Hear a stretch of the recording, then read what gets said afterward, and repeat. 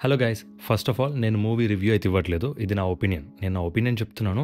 Review ఎవరికైనా కావాలంటే వేరే వీడియోస్ ఏమైనా చెక్అవుట్ చేసుకోండి. నేను జస్ట్ ప్యూర్లీ నా ఒపీనియన్ మాత్రమే చెప్తాను. ఫస్ట్ ఆఫ్ ఆల్ ఈ ఒపీనియన్ని నేను 2 పార్ట్స్గా మాట్లాడాలనుకుంటున్నాను. ఒకటి cinematic wise, next concept wise. First point cinematic elements అంటే ప్రొడక్షన్ మేకింగ్ కానీ, లేకపోతే డైరెక్షన్ కానీ, డిఓపి కానీ, మ్యూజిక్ కానీ, యాక్టర్స్ కానీ, స్టాఫ్, ఇదంతా దీని గురించి మాట్లాడుకుందాం. సో ఫస్ట్ ఆఫ్ ఆల్ ఈ మూవీ చూస్తున్నప్పుడు చాలా ఫాస్ట్గా వెళ్ళిపోతుంది. ఎక్కడ మనకు బోర్ కొట్టదు, మన బుర్ర తినేయదు. అండ్ మోర్ ఓవర్ చాలా రోజుల తర్వాత ఒక రియల్ వరల్డ్, ఒక real people, real sets, real location, ఇలాంటి రియల్ ప్లేస్లో జరుగుతున్నట్టు అనిపిస్తుంది అనమాట. సో అది నాకు చాలా నచ్చింది. ఎక్కడ కానీ అన్నెసెసరీ విఎఫ్ఎక్స్ లేదు, అన్నెసెసరీ గ్రాఫిక్స్ లేదు, ఒక ఎగ్జాజరేటెడ్ సీన్ లేదు, లేకపోతే ఒక హీరోయిక్ ఎలిమెంట్స్ ఫేక్గా ఫిల్ చేయడానికి ఒక సీన్ ఏది లేదు. జస్ట్ మూవీ అలా ఫటాఫట వెళ్ళిపోతూ ఉంటుంది, మనం చూస్తూ ఉంటాం. అండ్ అది చాలా రోజుల తర్వాత నాకు అనిపించింది ఒక మూవీకి. నేను రీసెంట్ టైమ్స్లో కొన్ని పెద్ద సినిమాలు చూసినాను, unnecessary VFX shots, heroic shots కోసం ఒక విఎఫ్ఎక్స్ షార్ట్స్ పెట్టడము, ఒక యాక్టర్లో హీరోయిజం బిల్డ్ చేయడానికి ఒక విఎఫ్ఎక్స్, అన్నెసెసరీ విఎఫ్ఎక్స్ని అక్కడ బ్లెండ్ చేయడం, ఇలా చాలా కనిపించినాయి. బట్ ఈ మూవీలో పర్టికులర్గా నాకు ఎక్కడ కనిపించలేదు. దీని గురించి చాలా కేర్ తీసుకున్నట్టున్నారు. అండ్ మనం ప్రతి ఈవెంట్లో చూసుకుంటే శంకర్ గారు ఒకటే మాట చెప్తూ వచ్చారు, ఇది ఒక పొలిటికల్ ఇంటెన్స్ డ్రామా, ఒక కమర్షియల్ ఎలిమెంట్స్ బ్లెండ్ చేస్తే ఎలా ఉంటుందని. మీకు బేసిక్గా మన తెలుగు కమర్షియల్ సినిమా ఒక టెంప్లెట్ ఐడియా ఉండుంటుంది. హీరో, హీరోయిన్, 2 పాటలు, ఒక ఫైట్, లాస్ట్ క్లైమాక్స్లో హీరో విలన్ కొట్టేస్తాడు. ఇది బేసిక్ టెంప్లెట్. సో ఇదే టెంప్లెట్ని కొంచెం ఫాస్ట్ పేస్లో పెడితే ఎలా ఉంటుంది, సేమ్ అలా అనిపించింది నాకు మూవీ. ఫస్ట్ హాఫ్లో అసలు ఎక్కడా కూడా కన్ను రెప్ప తిప్పనీయలేదు. నిజంగా శంకర్ చెప్పింది అదే, కన్ను రెప్ప తిప్పనీయదు మనల్ని. సో ప్రతి ఎలిమెంట్ లైక్ డిఓపి కానీ, మ్యూజిక్ కానీ, క్యారెక్టర్స్ని ఎస్టాబ్లిష్ చేయడం కానీ, అండ్ ఒక్కొక్క సపోర్టింగ్ క్యారెక్టర్ కానీ ఎవరికి ఇచ్చిన రోల్స్లో వాళ్ళు బాగానే పర్ఫామ్ చేశారు. అండ్ ఒక సాంగ్ మిస్ అయింది, నానా హైరానా సాంగ్ లేదు. All the other songs like visual wonder అనమాట. చాలా బాగున్నాయి చూడడానికి, చాలా న్యాచురల్గా మంచిగా అనిపించింది. అండ్ తమనన్న చెప్పినట్టే జరగండి was a feast. It was a feast to audience. చాలా బాగా అనిపించింది. అంత హ్యూజ్ సెట్లో మనం అలా చూస్తూ ఉంటే చాలా న్యాచురల్గా అనిపించింది. ప్రభుదేవ గారికి hats off, because without remuneration ఆ సాంగ్కి కొరియోగ్రఫీ చేశారంటే అప్రిషియేట్ చేయాలి మనం. డిఓపి బాగానే ఉంది, ఎడిటింగ్ బాగానే ఉంది, మ్యూజిక్ ఓకే, అండ్ శంకర్ గారి డైరెక్షన్ ఓకే. ఫస్ట్ హాఫ్ చాలా ఫాస్ట్గా వెళ్ళిపోతుంది, క్విక్గా అయిపోయిన ఫీలింగ్ కూడా వస్తుంది. ఎక్కడ బోర్ కొట్టదు, ల్యాగ్ ఉండదు, అన్నెసెసరీ సీన్స్ ఉండవు, ఫిల్లర్ సీన్స్ ఉండవు, ఏది ఉండవు. స్టోరీ పట్టుకుని అది వెళ్ళిపోతూ ఉంటుంది. బట్ ఇంటర్వెల్ బ్లాక్ చాలా బాగా డిజైన్ చేస్తారు. ఒక చిన్న ట్విస్ట్ ఉంటుంది అండ్ అక్కడ నుంచి స్టోరీ ప్రోగ్రెస్ అవుతూ ఉంటుంది. So same like other commercial movies, second half నుంచి మన బ్యాక్ స్టోరీకి వెళ్ళిపోవడము, ఆ బ్యాక్ స్టోరీలో ఏం జరిగింది, ప్రెజెంట్ ఇలా చేయడానికి బ్యాక్ స్టోరీలో ఉన్న రీజన్ ఏంటి అనేది క్లియర్గా మనకు అర్థమవుతుంది. అండ్ ఈ బ్యాక్ స్టోరీలో వచ్చే అప్పన్న పోర్షన్ ఏదైతే ఉందో అది చాలా బాగా వర్కౌట్ అయింది.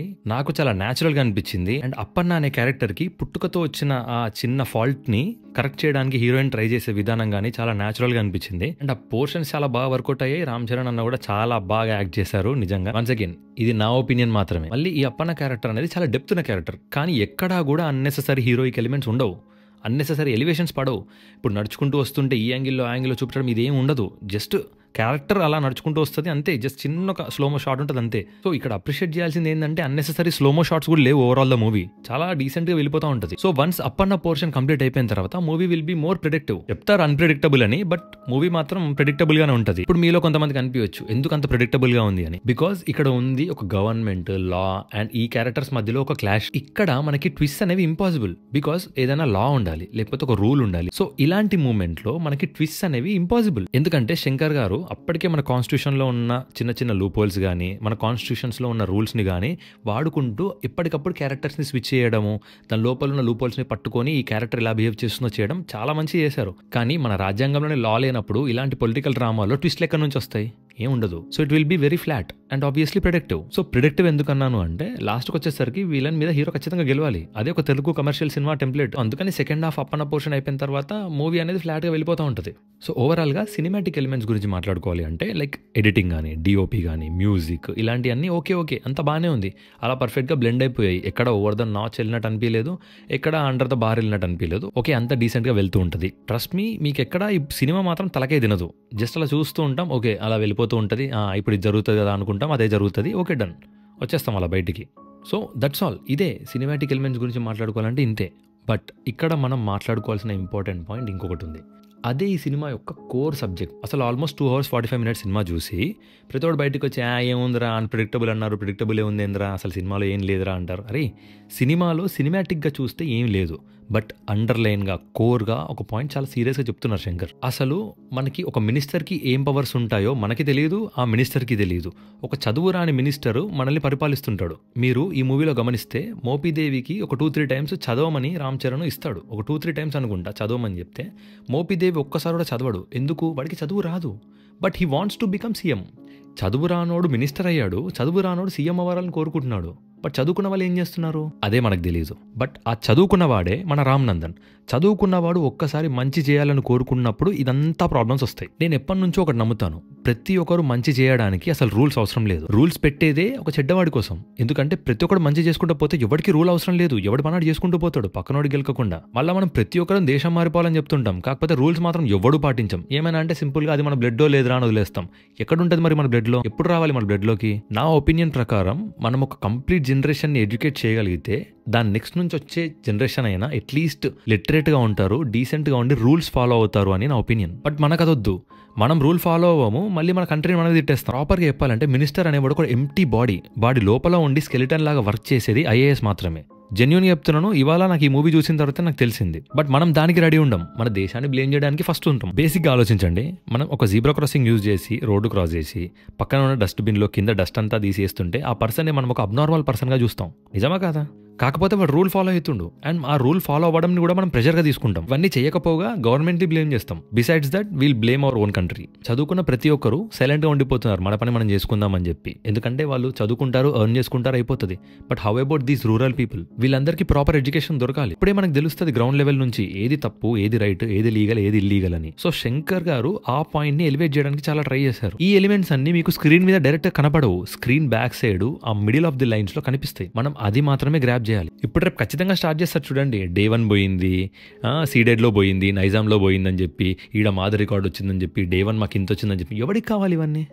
ఎవరు అడిగారు ఇవన్నీ? సినిమా నీకు ఎంతవరకు రీచ్ అవుతుందనే కదా మ్యాటర్. సినిమా అనేది ఆబ్వియస్లీ బిజినెస్, బట్ ఆ బిజినెస్ అనేది సెకండ్ లేయర్లో ఉండాలి.